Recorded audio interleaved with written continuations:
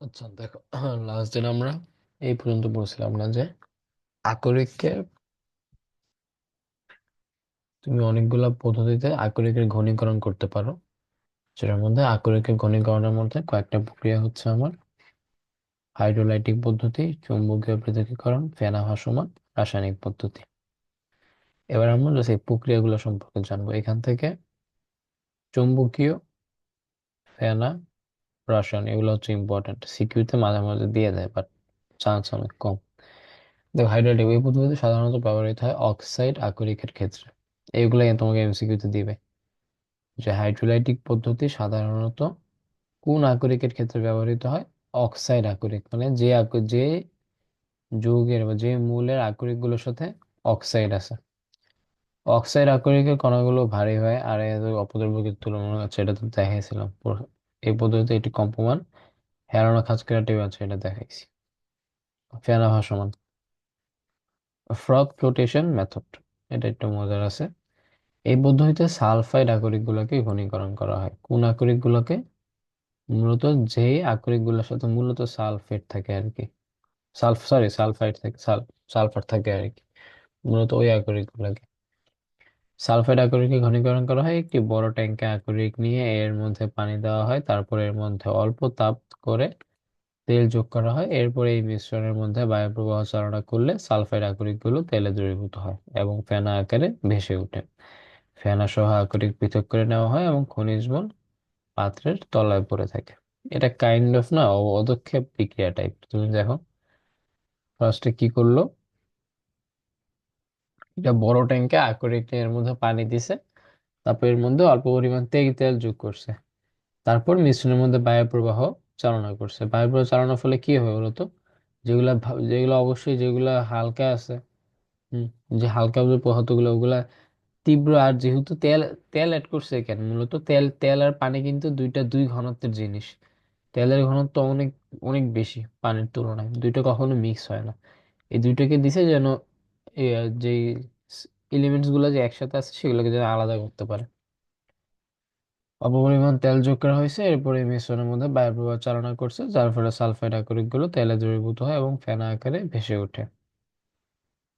ফেনা সহ আকরিক পৃথক করে নেওয়া হয় এবং খনিজ মূল পাত্রের তলায় পড়ে থাকে। তেল ফেনা ভাসমান প্রণালীর পরীক্ষা, এখানে একটা পরীক্ষা দিছে, এটা নিজে পড়ে নিও বা করতে পারো। তারপর হচ্ছে চৌম্বকীয় পৃথকীকরণ পদ্ধতি। যখন খনিজ মল বা আকরিক এদের মধ্যে যে কোনো একটি চুম্বক দ্বারা আকর্ষিত হয় তখন এই পদ্ধতি ব্যবহার করা হয়। তার মানে যদি চুম্বক দ্বারা আকর্ষিত না হয় তাহলে এই পদ্ধতি ব্যবহার করা যাবে না। এই পদ্ধতিতে চূর্ণীকৃত আকরিক একটি ঘূর্ণায়মান বেল্টের উপর দিয়ে চালনা করে। বেল্টটি চিত্রের মতো দুইটি ধাতব চাকার সাহায্য করে। এই ধাতব চাকা দুইটির একটি চৌম্বক ধর্ম বিশিষ্ট। এই চৌম্বক দ্বারা আকর্ষিত হয়ে খনিজ মল যুক্ত আকরিকের চুম্বক অংশটি চুম্বক ধর্ম বিশিষ্ট চাকার নিচে এবং কাছে স্তূপ আকারে জমা হয়। অন্যদিকে অচৌম্বক অংশটি একটু দূরে চিত্রের মধ্যে জমা হয়। ফলে আকরিক খনিজ মূল থেকে পৃথক হয়ে যায়। Chromite, FeO, Ca2O3, rutile, titanium অক্সাইডের মতো চুম্বক ধর্ম বিশিষ্ট আকরিক থেকে খনিজ মূল অপসারণ করার জন্য চুম্বকীয় পৃথকীকরণ পদ্ধতি প্রয়োগ করা হয়। এখানে বোঝানোর কিছু নেই, এটা পড়ে রাখবা, পড়ে নেওয়া জাস্ট। এই জিনিসটা এমসিকিউতে আসছে। এটা হচ্ছে ক্রোমাইট, এটা হচ্ছে রুটাইল। আমরা আবার দুইটা আকরিকের নাম পাইলাম। লাস্টে যে আমরা সবগুলো আকরিককে একটা ছকে নিয়ে আসবো। ওকে, যে তোমাকে এখানে চাকাটা দিচ্ছে চুম্বক ধর্ম বিশিষ্ট একটা চাকা। চাকার মধ্যে আমরা যখন এগুলো দিব, যে জিনিসগুলো থাকবে সেটা অচুম্বক গুলো পড়ে যাবে আর চুম্বক গুলো চাকার কারণে আকর্ষিত হয়ে এদিকে চলে আসবে। রাসায়নিক পদ্ধতি, যে সকল ক্ষেত্রে কোনো পদার্থ আকরিক বা খনিজ মৌলের যে কোনো একটির সাথে বিক্রিয়া করে কিন্তু অন্যটির সাথে বিক্রিয়া করে না, সে সকল ক্ষেত্রে আকরিক থেকে খনিজ মৌল অপসারণ করার জন্য রাসায়নিক পদ্ধতি প্রয়োগ করা হয়। কি বললো এখানে, যে সকল ক্ষেত্রে কোনো পদার্থ আকরিক বা খনিজ মৌলের যে কোনো একটার সাথে বিক্রিয়া করবে কিন্তু অপরটার সাথে আবার করবে না, এই সকল ক্ষেত্রে আকরিক থেকে খনিজ মৌল অপসারণ করার জন্য রাসায়নিক পদ্ধতি প্রয়োগ করা হয়। যেমন বক্সাইটের সংকেত মনে আছে তো,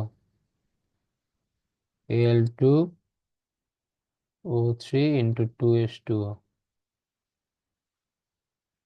বক্সাইট থেকে অ্যালুমিনিয়াম অক্সাইড পাওয়ার জন্য রাসায়নিক পদ্ধতি প্রয়োগ করা হয়। বক্সাইটের সাথে আয়রন অক্সাইড, টাইটানিয়াম অক্সাইড, বালি ইত্যাদি খনিজ লবণ মিশ্রিত থাকে। বক্সাইটের মধ্যে সোডিয়াম হাইড্রোক্সাইড যোগ করে উত্তপ্ত করলে বক্সাইটের, এই যে বক্সাইটের সঙ্গে এতক্ষণে দিছে, সাথে সোডিয়াম হাইড্রোক্সাইড বিক্রিয়া করে সোডিয়াম অ্যালুমিনেট ও পানি তৈরি করে।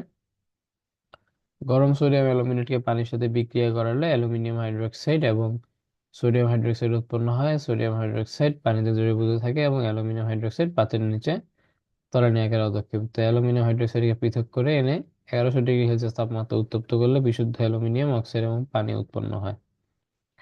উৎপন্ন প্রক্রিয়ায় বক্সাইড আকরিকে ঘনীকরণ করে বিশুদ্ধ অ্যালুমিনিয়াম অক্সাইড পাওয়া যায়। এটা কিন্তু অ্যালুমিনিয়ামের একটা নিষ্কাশন কাইন্ড অফ, বাট আমরা সামনে আরেকটা পূর্ব, এটা অ্যালুমিনিয়ামের একটা নিষ্কাশন বলতে পারি। এটা একবার পরে রাখবো, ওকে? বেশি একটা ইম্পর্টেন্ট না, এই বিক্রিয়াটা ইম্পর্টেন্ট, বিক্রিয়া দুইটা ইম্পর্টেন্ট আছে। আচ্ছা, এটা হচ্ছে 3 নম্বর ঘনীকৃত আকরিক, মানে এটা হচ্ছে আমার 3 নম্বর ধাপ। আমরা এতক্ষণ ছিলাম হচ্ছে জাস্ট খনিজ মূলগুলোকে আলাদা করার এইগুলো ছিল খনিজ মূলগুলোকে আলাদা করার ধাপ, এই যে প্রতিটা আকরিকের ঘনীকরণ, এগুলো ছিল সব ঘনীকরণের ভিতরে ধাপ। এবার আমরা যাব আমাদের 3 নম্বর স্টেপে, সেটা হচ্ছে ঘনীকৃত আকরিককে অক্সাইডে রূপান্তর করা লাগবে। ঘনীকৃত আকরিককে ভস্মীকরণ বা তাপজারণ পদ্ধতিতে ধাতুর অক্সাইডে পরিণত করা হয়, মানে মোস্ট ইম্পর্টেন্ট অনুধাবন জ্ঞানমূলক এগুলা। আচ্ছা, ভস্মীকরণ কি? আকরিকে উপস্থিত ধাতুকে বিজারিত করে পৃথক করার আগে ঘনীকৃত আকরিককে গলনাঙ্কের চেয়ে কম তাপমাত্রায় বাতাসের অনুপস্থিতিতে উত্তপ্ত করা হয়। এই প্রক্রিয়াকে ভস্মীকরণ বলে, মানে 100% ইম্পর্টেন্ট, এটা এসএসসি তে তোমার কতে আসবেই আসবে। তাপজারণ আর ভস্মীকরণ দুইটার সংজ্ঞা মোস্ট ইম্পর্টেন্ট। কি বলা হয়েছে তাইলে? আকরিকে উপস্থিত ধাতুগুলোকে আসছে, ফার্স্টে আমাদের যে আকরিকে ধাতুগুলো আছে সেগুলোকে বিজারিত করতে হবে, ওকে?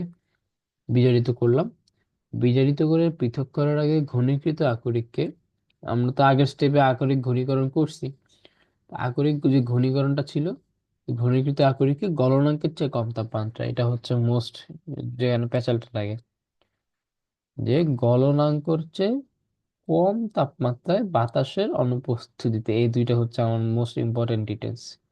এই দুইটা ওয়ার্ড যদি তোমার সংজ্ঞা বা অনুধাবনে না থাকে তাহলে তুমি 0 পাবা।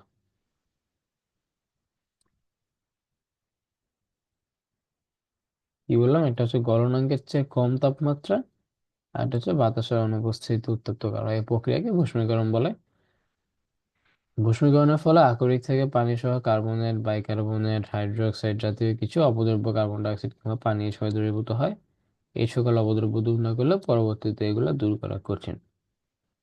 তাপজারণ সাধারণত সালফাইড আকরিকের তাপজারণ করা হয়। তার মানে আমরা সালফাইড আকরিকের কয়টা জিনিস পড়লাম? এখানে একটা পাইলাম সাধারণত তাপজারণ, আর হচ্ছে আরেকটা কই পেয়েছিলাম, আরেকটা যে এখানে পাইলাম এই পদ্ধতিতে সালফাইড আকরিক গুলোকে। তার মানে সালফাইড আকরিক গুলোকে তোমাকে এখানে এমসিকিউ তে দুইটা অপশন করে দিতে পারে। সালফাইড আকরিকে সাধারণত কোনটা হয় বা কোনটা করা হয় সালফাইড আকরিকের ক্ষেত্রে? একটা হবে তাপজারণ, আরেকটা হবে কি ফেনা ভাসমান। ফেনা ভাসমান পদ্ধতি দুইটাই সালফাইড আকরিক গুলোর জন্য ব্যবহার করা হয়। তোমাকে এমসিকিউ তে মাল্টিপল চয়েস এটা দিয়ে দিবে।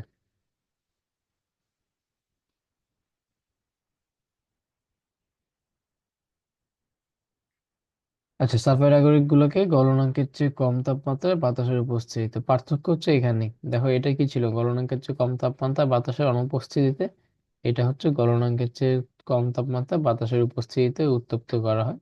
আচ্ছা, বাতাসের উপস্থিতি মানে কি? অক্সিজেন না? হুম, এই যে বাতাসে অক্সিজেন, এর ফলে সালফাইড, ফসফরাস, আর্সেনিক ইত্যাদি উদ্বায়ী খনিজ মূল অক্সিডের সাথে দ্রবীভূত। দেখো এখানে কিন্তু কোনো কিছু যোগ করা হয়নি, বাট বাতাসের উপস্থিতি বলছে, এর মানে অক্সিজেন আছে আর কি, অক্সিজেনের উপস্থিতি। এটা একটা, এটা দুটা আকরিক, আমরা সামনে নাম পড়বো। এটা হচ্ছে গ্যালেনা, জিঙ্ক সালফেট। এবার হচ্ছে আমাদের 4 নম্বর ধাপ, সেটা হচ্ছে ধাতব অক্সাইডকে মুক্ত ধাতুতে রূপান্তর। আকরিকে ভস্মীকরণ বা তাপজারণ করা যে ধাতব অক্সাইড পাওয়া যায় তাদেরকে বিজারিত করলে ধাতু পাওয়া যায়। ওকে, বিভিন্নভাবে এই বিজারণ সম্পন্ন করা যায়, যেমন তড়িৎ বিশ্লেষণের মাধ্যমে। কার্বন বিজারণ এখন আমরা লাস্ট স্টেপে এসে পড়ছি, যে স্টেপটা ওই যে একটা ছকে দেখাইছিলাম, যে সক্রিয়তা সিরিজের উপরে ডিপেন্ড করে এটা হয়। যেমন যার সক্রিয়তা বেশি, তড়িৎ বিশ্লেষণ, মাধ্যমে বিজারণ, কার্বন বিজারণ, স্ববিজারণ। ধাতু সক্রিয়তা সিরিজে তাদের অবস্থানের উপর কোন পদ্ধতিতে বিজারণ সম্পন্ন করা হবে তা নির্ধারণ করা হয়। তোমরা যেন সহজে বুঝতে পারো, এখানে একটা ছক দিয়ে দিছে। এই যে যে ধাতুগুলো সবচেয়ে বেশি সক্রিয় সেগুলো হচ্ছে তড়িৎ বিশ্লেষণের মাধ্যমে, যেমন potassium, sodium, calcium, magnesium, aluminium. মধ্যম মানের সক্রিয় ধাতুসমূহ যাদের অবস্থান সক্রিয়তার মাঝে, জিঙ্ক, ফেরাস, lead, কার্বন বিজারণ। কম সক্রিয় ধাতুসমূহ এদের হচ্ছে কপার, স্ববিজারণ। আর অসক্রিয় হচ্ছে যেগুলো আর কি প্রকৃতিতে মুক্ত মৌল হিসেবে মূলত পাওয়া যায়, গোল্ড আর প্লুটোনিয়াম বিশুদ্ধ অবস্থায় পাওয়া যায়। এই ছকটা এমসিকিউর জন্য যত, মানে কি বলবো এটা, তুমি পারলে আরো 10-15টা স্টার মেরে দিতে পারো। এমসিকিউর জন্য একটা মাস্ট ছক। সেবার হচ্ছে তড়িৎ বিশ্লেষণের মাধ্যমে বিজারণ। আমরা এখন বিজারণ গুলো দেখবো আস্তে আস্তে। সক্রিয়তা সিরিজে প্রদর্শিত উপরের দিকে অবস্থিত অধিক সক্রিয় ধাতু যেমন potassium, sodium, calcium, magnesium, aluminium ইত্যাদি ধাতুসমূহের জন্য তড়িৎ বিশ্লেষণের মাধ্যমে বিজারণ সম্পন্ন করা হয়। এইটা মূলত আসলে চ্যাপ্টার 8 এর পড়া তড়িৎ বিশ্লেষণ। আমরা চ্যাপ্টার 8 পড়ি নিয়ে দেখে এটা একটু ঝামেলা লাগতে পারে। নিচে অ্যালুমিনিয়াম অক্সাইড থেকে তড়িৎ বিশ্লেষণ পদ্ধতি প্রয়োগ করে অ্যালুমিনিয়াম ধাতু নিষ্কাশন পদ্ধতি বর্ণনা করা হলো। এই যে এখন থেকে শুরু হয়েছে আমার ধাতু বিশ্লেষণ।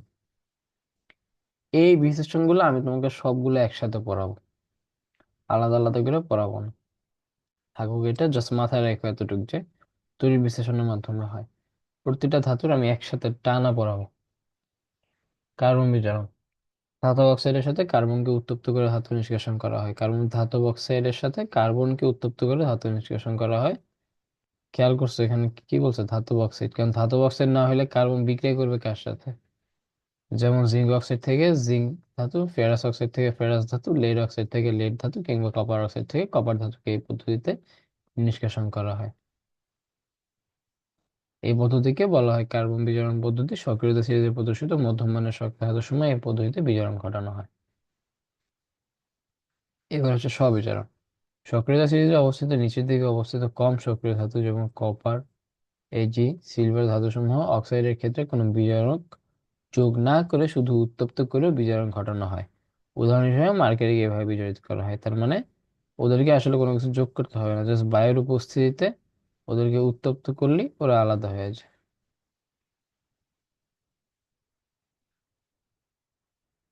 সেম, এই যে মার্কারি সালফাইড, CO2। এখানে তোমাকে আরেকটা সক্রিয়তার সমান বিক্রিয়া দিচ্ছে আর কি। এই তো অক্সাইডকে এই আকরিকের সাথে যোগ করছে, যোগ করে পেয়ে গেছে। এটা হচ্ছে মূলত স্ববিজারণ পদ্ধতি। নিজেদের নিজেদের মধ্যে আর কি বিক্রিয়া করে, এটাই মূলত বুঝাইছে স্ববিজারণ। এবার আসলে ধাতু বিশুদ্ধীকরণ। উপরে উল্লেখিত বিজারণ পদ্ধতির মাধ্যমে পদার্থ সমূহ সম্পূর্ণরূপে বিশুদ্ধ হয় না। এতে উল্লেখযোগ্য পানি পরিমাণ অপদ্রব্য থেকে যায়। অপদ্রব্য দূর করতে বিভিন্ন পদ্ধতি প্রয়োগ করা হয়। বিগালক যোগ করার পদ্ধতি। উচ্চ তাপমাত্রায় কার্বন বিজারণ পদ্ধতিতে প্রাপ্ত ধাতুর মধ্যে কিছু খনিজ মূল দ্রবীভূত থাকে। এই খনিজ মূল অপসারণ করার জন্য যে পদার্থ যোগ করা হয় তাকে বিগালক বলে। এই জ্ঞান নোট লাগবে। খনিজ মূল ক্ষারকীয় হলে তাকে অ্যাসিডিক বিগালক, এটা দরকার। খনিজ মূল ক্ষারকীয় হইলে তাকে অ্যাসিডিক বিগালক যোগ করা হয়, এবং খনিজ মূল অ্যাসিডিক হলে তার মধ্যে ক্ষারকীয় বিগালক যোগ করা হয়। এটা চ্যাপ্টার 9 এর জিনিস মূলত। আচ্ছা, অ্যাসিড হইলে ক্ষার যোগ করতে হবে, আর ক্ষার হইলে অ্যাসিড যোগ করতে হবে। বিগালক এবং খনিজ মূল একত্রে হয়ে ধাতুর মল এবং ধাতু মূল তৈরি করে। ধাতুর মূল গলিত, ধাতুতে দ্রবীভূত হয় না বলে উপর থেকে ধাতু মূলকে গলিত থেকে আলাদা করে ফেলা হয়। এত কিছু বলার দরকার নেই। বিগলন প্রক্রিয়ায় প্রাপ্ত ধাতু বিশুদ্ধ হয় না। এই অবিশুদ্ধ ধাতুকে তড়িৎ বিশ্লেষণ পদ্ধতি প্রয়োগ করে ধাতু বিশুদ্ধ করা হয়। নিচে ধাতু বিশুদ্ধীকরণের আবার তড়িৎ বিশ্লেষণ করতে হবে আমাদেরকে। ওকে, তার মানে আমরা এখন যে লাস্ট স্টেপটা সেটাই আসছি, কিন্তু এই স্টেপেও মূলত 100% পিওর হয় না। 100% পিওর হতে হলে আমাদেরকে আবার এটাকে তড়িৎ বিশ্লেষণ করতে হবে। দেখো, তড়িৎ বিশ্লেষণ পদ্ধতিতে ধাতুর বিশোধন হবে। শুদ্ধ ধাতুতে অ্যানোড এবং বিশুদ্ধ ধাতুর একটি পদার্থ ক্যানোড ক্যাথোড হিসেবে ব্যবহার করা হয়। এইটা চ্যাপ্টার 8-এ আগে পড়লে ভালো হতো। তড়িৎ বিশ্লেষক হিসেবে যে ধাতুকে বিশুদ্ধ করতে হবে তার লবণাক্ত দ্রবককে ব্যবহার করা হয়, এই জিনিসটা বুঝতে হবে। যাকে তড়িৎ বিশ্লেষক হিসেবে যে ধাতুকে বিশুদ্ধ করব, মানে আমার লক্ষণ যে ধাতুকে বিশুদ্ধ করার, ওই ধাতুর লবণটাকে আমাদের দ্রবণ দ্রবণ হিসেবে ব্যবহার করা লাগবে। যখন তড়িৎ বিশ্লেষকে বিদ্যুৎ প্রবাহিত হয় তখন অ্যানোড থেকে, আচ্ছা এটা, অ্যানোড থেকে ধাতুর পরিমাণ ইলেকট্রন ত্যাগ করে আয়ন হিসেবে দ্রবণে প্রবেশ করে, অপরদিকে ধাতব আয়ন ইলেকট্রন গ্রহণ করে বিশুদ্ধ ধাতু হিসেবে ধাতব পাত্রে জমা হয়।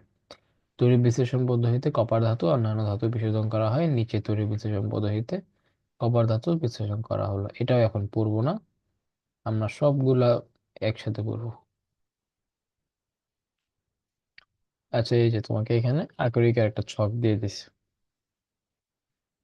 দেখো, mercury cinnabar, zinc zinc blende, calamine, lead হচ্ছে গ্যালেনা, ম্যাগনেটাইট, হেমাটাইট, লিমোনাইট, এখানে আরো কয়েকটা আছে, ধরো এক্সট্রা এক দুইটা পড়া লাগে মাঝে মাঝে।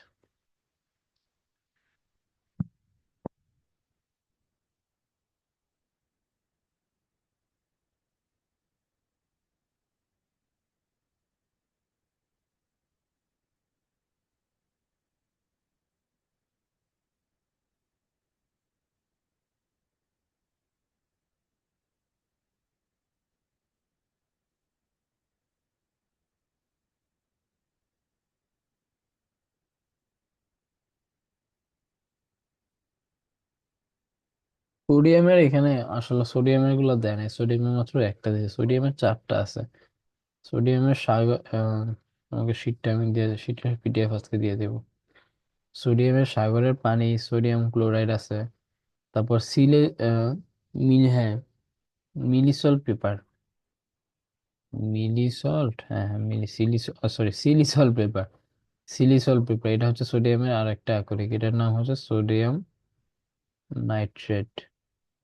তারপর হচ্ছে সাজি মাটি, এগুলো হচ্ছে সোডিয়ামের সবগুলো আকরিক, সাজি মাটি, সোডিয়াম কার্বনেট।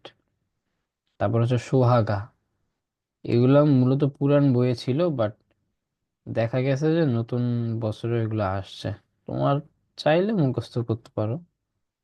এটার নাম হচ্ছে সোহাগা, সোডিয়াম পাইরোবোরেট। মানে এমনি আকরিকের নাম হচ্ছে সোহাগা, মানে বাঙালির নাম দিছে আর কি। আর এমনি যৌগটার নাম হচ্ছে সোডিয়াম পাইরোবোরেট।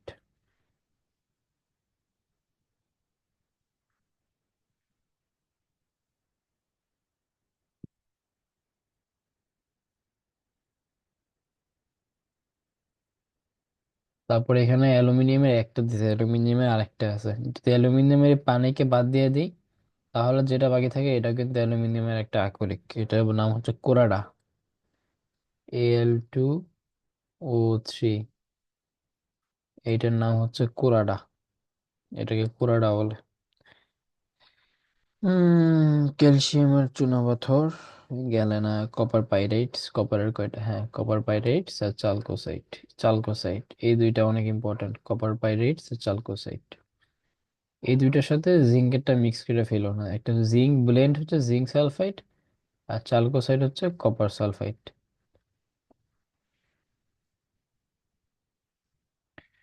আয়রনের যেমন আরেকটা আছে আয়রন পাইরাইটস, কোনটা জানি, এই যে কপার পাইরাইটস যেমন কপার Fe2 না, আরেকটা আছে যে আয়রন পাইরাইটস, এটা হচ্ছে ফেরাস S2, ফেরাস সালফেট। তারপর হেমাটাইট, হেমাটাইট আছে, হেমাটাইট ম্যাগনেটাইট, এই তিনটার মধ্যে ঝামেলা লাগে। হেমাটাইট হচ্ছে Fe3O4, সরি Fe2O3, ম্যাগনেটাইট হচ্ছে Fe3O4, লিমোনাইট হচ্ছে Fe2O3 × 3s2। এগুলো একটু সাবধানে মুখস্থ করতে হবে, এগুলো মুখস্থ করার কোনো টিপস ট্রিক নাই, এগুলো জাস্ট কষ্ট করে তোমাকে মুখস্থ করতে হবে। এইবার এখানে অনেকগুলো এমসিকিউ আছে, এখানে মূলত পুরাটা এমসিকিউ দিয়ে ভরা। এটা নিজ দায়িত্বে একবার রিডিং করবা। আচ্ছা, আমি হালকা পাতলা দাগায় দিতেছি, দেখো। কতগুলো ধাতুকে একত্রে গলানোর পর গলিত মিশ্রকে ঠান্ডা করলে যে ধাতু মিশ্রণ পাওয়া যায় তাকে সংকর ধাতু বলে। একটা জ্ঞানমূলক পাইলা। খ্রিস্টপূর্ব 5000 পূর্ব থেকে খ্রিস্টপূর্ব 3000 পর্যন্ত সময়কালকে তাম্র যুগ বলা হয়, এটা একটা এমসিকিউ। কারণ এই সময় তামা দিয়ে মানুষ গয়না, অস্ত্র, যন্ত্রপাতি তৈরি করতো। কিন্তু তারা নরম ধাতু বিধায় এই ধাতু দিয়ে যে অস্ত্র এবং যন্ত্রপাতি তৈরি করা হতো তা বেশি দিন কার্যকর থাকতো না। সেজন্য সেই প্রাচীনকালীন মানুষ গলিত কপারের সাথে কোনো গলিত টিন মিশিয়ে মিশ্রণকে ঠান্ডা করে ব্রোঞ্জ তৈরি করেছিল। তাহলে ব্রোঞ্জ তাইলে কি, ব্রোঞ্জের মধ্যে কি আছে তাহলে? ব্রোঞ্জের মধ্যে, এটা তো এমসিকিউ তে দিয়ে দেয়, ব্রোঞ্জের মধ্যে আছে হচ্ছে কপার আর হচ্ছে টিন। টিনের সংকেত কি? এসবি। এসবি না? ও আচ্ছা, না না, এসবি তো হচ্ছে অ্যান্টিমনি। হুম, এসবি হচ্ছে অ্যান্টিমনি। টিনের সংকেত হচ্ছে এসএন, এসএন। আর টিনের ইয়ে কত, পারমাণবিক সংখ্যা হচ্ছে হাফ সেঞ্চুরি, 50। তোমাকে এমসিকিউ দিয়ে ঘুরাই দিবে, কপারেরটা তো আমরা জানি 29। এমসিকিউ তে এভাবে ঘুরাই দিবে যে ব্রোঞ্জ কি দ্বারা তৈরি। ব্রোঞ্জ হচ্ছে কপার আর টিন দ্বারা তৈরি। কোন গরম গলিত ধাতুর মধ্যে অন্য কোন গরম গলিত ধাতু মিশে, এখানে আবার একই জিনিস। প্রাচীনকালে আমাদের সংকর ধাতু ব্রোঞ্জ আবিষ্কার ছিল, এটা যুগান্তকারী ঘটনা। এটাকে ব্রোঞ্জ যুগ বলা হয়। এর সময় ব্রোঞ্জ দ্বারা বিভিন্ন ধরনের সংকর ধাতু, ছুরি, কাঁচা আছে, এখানে আর তেমন কিছু নাই। ক্রোমিয়াম মিশিয়ে জগৎ তৈরি করা হয়। এই যে এখানে একটা, এটাই খুঁজতেছিল। দেখো, গরম গলিত লোহার মধ্যে গলিত কার্বন, নিকেল ও ক্রোমিয়াম মিশিয়ে যে সংকর ধাতু তৈরি করা হয় তাকে স্টেনলেস স্টিল বলে। এইটাও একটা মোস্ট ইম্পর্ট্যান্ট জ্ঞানমূলক। কি বলছে? গরম গলিত লোহার মধ্যে আবার গলিত কার্বন, নিকেল এবং ক্রোমিয়াম মিশিয়ে যেটা তৈরি করা হয় এর মধ্যে স্টেইনলেস স্টিল। বা তোমার কোশ্চেনটা এইভাবে দিতে পারে যে স্টেইনলেস স্টিলে কি কি আছে। স্টেইনলেস স্টিলে লোহা আছে, কার্বন আছে, নিকেল আছে, ক্রোমিয়াম আছে, মোট 4টা উপাদান তাইলে। গলিত কপার এবং গলিত জিঙ্ক একত্রে মিশিয়ে পিতল নামক, এই যে এখানে আরেকটা জিনিস, গলিত কপার এবং গলিত জিঙ্ক পিতল। তার মানে পিতলের মধ্যে কি আছে? কপার আর জিঙ্ক। এগুলা প্যাচ খেয়ে ফেলবা কিন্তু। দেখো, পিতলের মধ্যে আছে কপার আর জিঙ্ক, ব্রোঞ্জের মধ্যে আছে কপার আর টিন। এই জিনিসটা একটু সাথে দেখো, ব্রোঞ্জ, ব্রোঞ্জ, জো, এখানে জো আছে, আমি এভাবে মনে রাখছি যে জো, জো, টিন, কাছাকাছি টাইপের আর কি। আর হচ্ছে পিতল, নামটা কেমন ভুয়া ভুয়া। আমি এরকম ভাবে ভাবতাম যে নামটা কেমন জানি ভুয়া টাইপের, এই কারণে কপার আর জিঙ্ক হবে, এগুলো কম দামি জিনিসপাতি। দেখো, অ্যালুমিনিয়াম, কপার, ম্যাগনেসিয়াম, ম্যাঙ্গানিজ ও লোহার মিশ্রণে ডুরালুমিন নামক সংকর ধাতু তৈরি করা হয়। এটি উড়োজাহাজের বডি তৈরি করতে ব্যবহৃত হয়। এই যে একটা মোস্ট ইম্পর্টেন্ট কোশ্চেন, আমাদেরকে এটা ছক আকারে দিয়ে দিছে, বাট এখান থেকেও হালকা পাতলা দেখবো।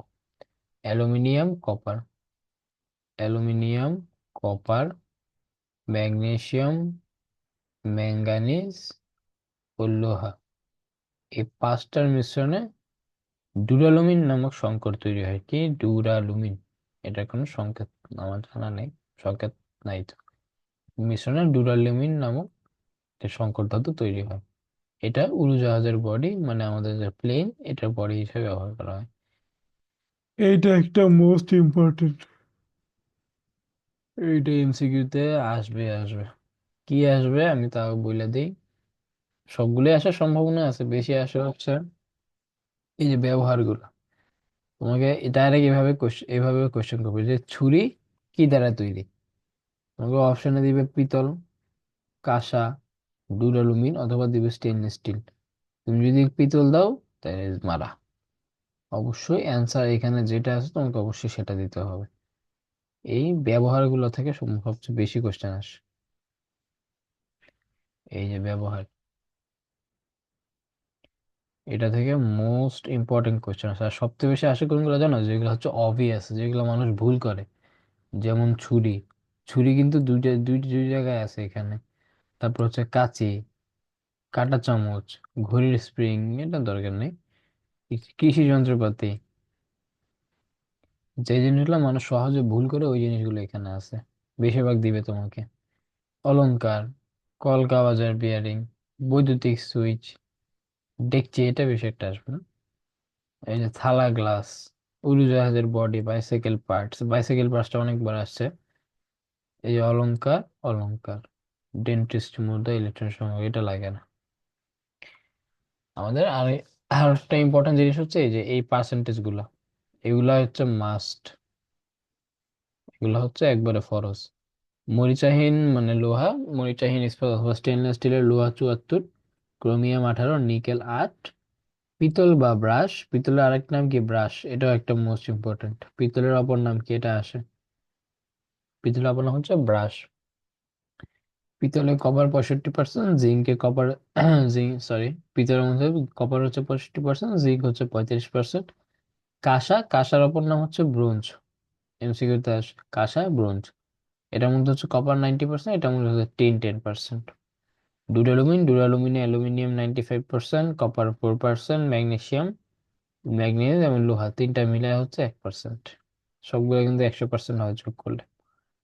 এটা হচ্ছে আরেকটা অনেক ইম্পর্টেন্ট জিনিস, স্বর্ণের হিসাব। 24 ক্যারেট স্বর্ণে 100%। এটা তুমি যখন বিয়ে করবা বা গার্লফ্রেন্ডকে গিফট করবা তখন এটা কাজে দিবে। 24 ক্যারেট স্বর্ণ হচ্ছে, 24 ক্যারেট স্বর্ণ মানে কি, স্বর্ণ 100% থাকবে।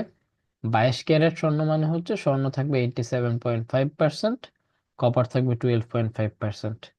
এবং 21 ক্যারেট মানে হচ্ছে স্বর্ণ থাকবে 61.97, কপার থাকবে 8.33। এই পার্সেন্টেজ গুলো এখন মনে হইতে পারে যে মুখস্থ করা কঠিন, বাট তুমি যখন একটু সময় নিয়ে ডেলি বেসিসে পড়বা, দেখবা জীবনও ভুলবা না, একবার ইজি জিনিস পেতে মাথার মধ্যে রিডিং রিডিং টাইপের থেকে যায় এগুলো। এগুলো পড়া লাগবে না এখানে, ছকে যা দেওয়া আছে এখানে আবার তাই বলছে। আচ্ছা, এইখানে একটা পার্ট দিছে, সেটা হচ্ছে মরিচের পার্টটা না। হুম, মরিচের পার্ট কি পড়াবো?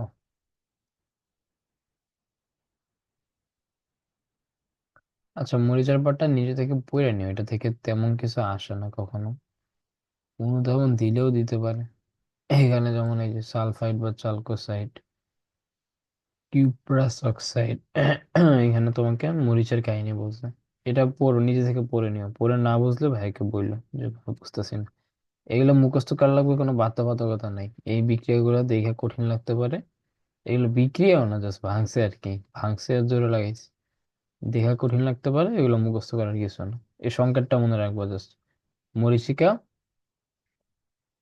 ফেরিক অক্সাইড আর কি, Fe2O3 ফেরিক কেন, আমার মনে আছে পড়ছিলাম Fe2+ হচ্ছে ফেরাস, আর Fe3+ হচ্ছে ফেরিক।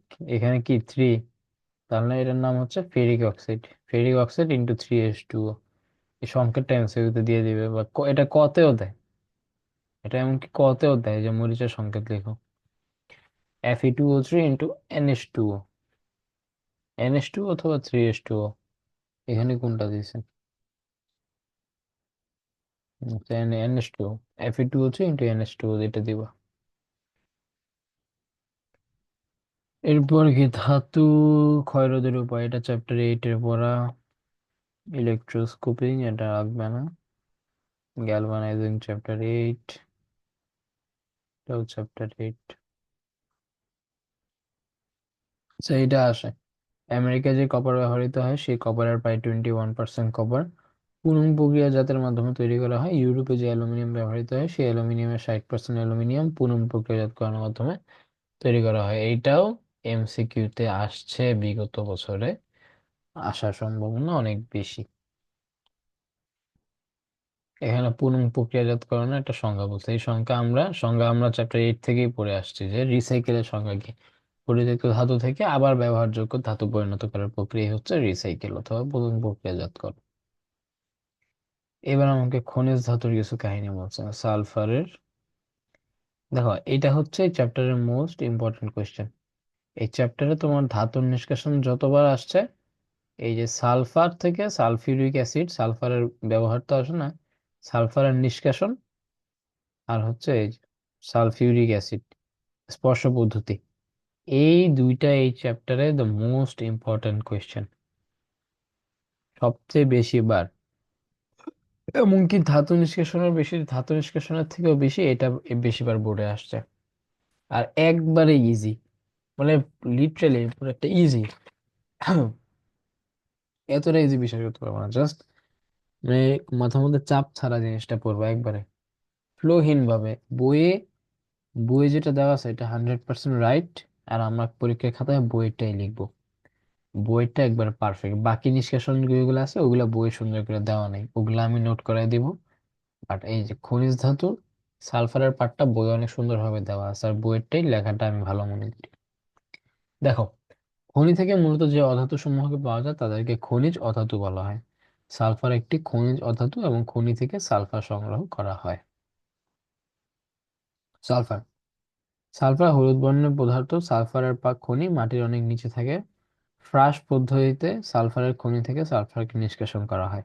এক্ষেত্রে মাটির অনেক নিচে সালফারের খনির মধ্যে তিনটি এককেন্দ্রিক পাইপ প্রবেশ করানো হবে, যাকে ফ্রাস পাইপ বলে।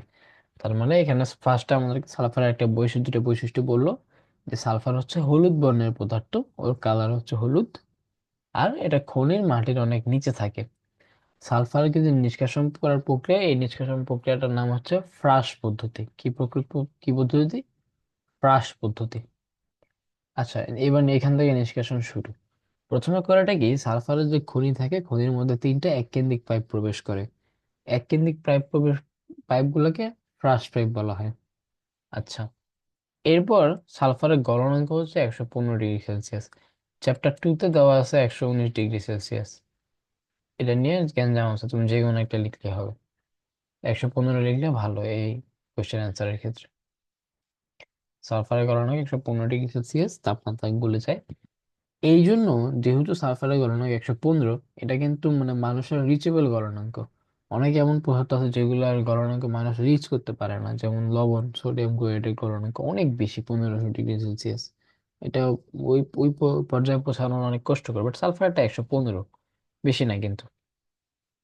যেহেতু সালফারের গলনাঙ্কের চেয়ে বেশি তাপমাত্রায় গরম পানি সুপার হিটেড ওয়াটার কি করে, তারপরে সালফারের গলনাঙ্কের চেয়ে বেশি তাপমাত্রায় গরম পানি সুপার হিটেড ওয়াটার তিনটা এককেন্দ্রিক নলের বাইরের পাইপ দিয়ে প্রবাহিত করা হয়, যাতে গরম পানির তাপমাত্রায় সালফার গলে যায়।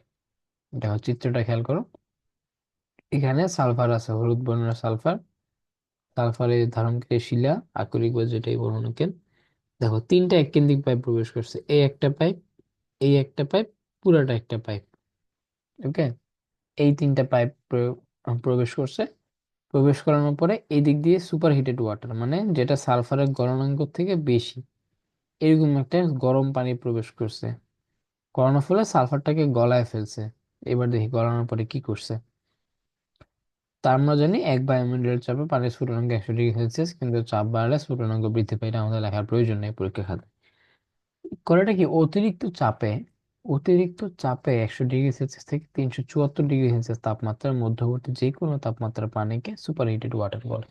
এখানে সুপার হিটেড ওয়াটার পানির সংজ্ঞা বলছে, এটা আমাদেরকে মাস্ট লিখতে হবে যে সুপার হিটেড ওয়াটার কাকে বলে। অতিরিক্ত চাপে